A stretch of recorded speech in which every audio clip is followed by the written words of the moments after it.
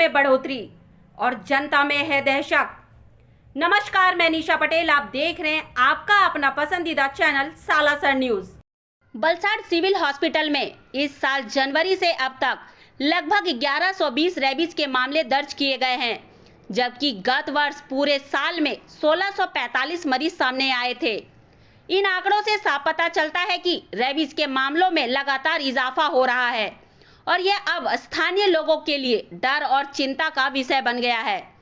डॉक्टरों का कहना है कि आवारा कुत्तों की बढ़ती संख्या और समय पर वैक्सीन न लगने की लापरवाही इसके पीछे का मुख्य कारण है। लोगों ने प्रशासन से अपील की है कि आवारा कुत्तों पर नियंत्रण के लिए ठोस कदम उठाए और जनता में जागरूकता अभियान चलाया जाए। रेबीज से बचाव ही सबसे बड़ा इलाज, डॉक्टरों ने दी चेतावनी। रेबीज जानलेवा बीमारी है, लेकिन समय रहते सावधानी बरती जाए तो इससे बचा जा सकता है।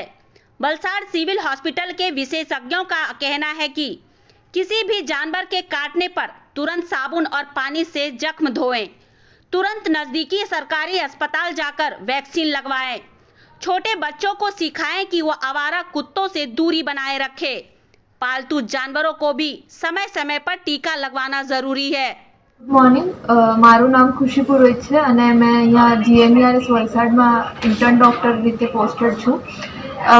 ARV જે પણ હોય તો કોઈ પણ કૂતરું કડે કે બિલાડી કડે તો ARV આપવી પડે છે અને ARVના એટલે અગર ઇન્ટ્રાડર્મલ ડોઝ લો તો 4 ડોઝ થાય અને ઇન્ટ્રામસ્ક્યુલર ડોઝ લેવાનો હોય તો 5 ડોઝ થાય અને એક કૂતરું કડે એના તરત જ આવી જવાનું, પણ નહીં થાય તો પણ 24 hours સુધીમાં આવી જવાનું અને અહીંયા ડોઝ લઈ લેવાના હોય અને એટલે વધારે ઊંડો ઘાવ હોય કે લોહી નીકળેલું હોય તો એમાં ઇમ્યુનોગ્લોબિન આપવામાં આવે છે, પણ અગર સુપરફિશિયલ ઘાવ હોય તો એમાં ARV ઇન્જેક્શન આપીને થઈ શકે છે।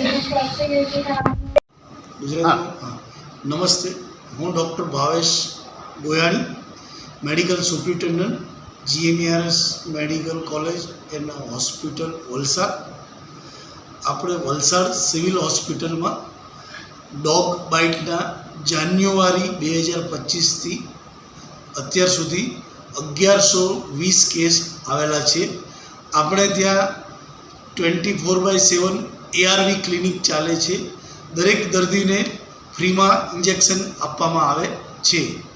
ગયા વર્ષે 2024માં ટોટલ 1600 કરતાં વધારે દર્દીને આપણે ડોગ બાઇટના દર્દીને ઇન્જેક્શન અને આપેલા છે અને સારવાર નિઃશુલ્ક આપેલી છે।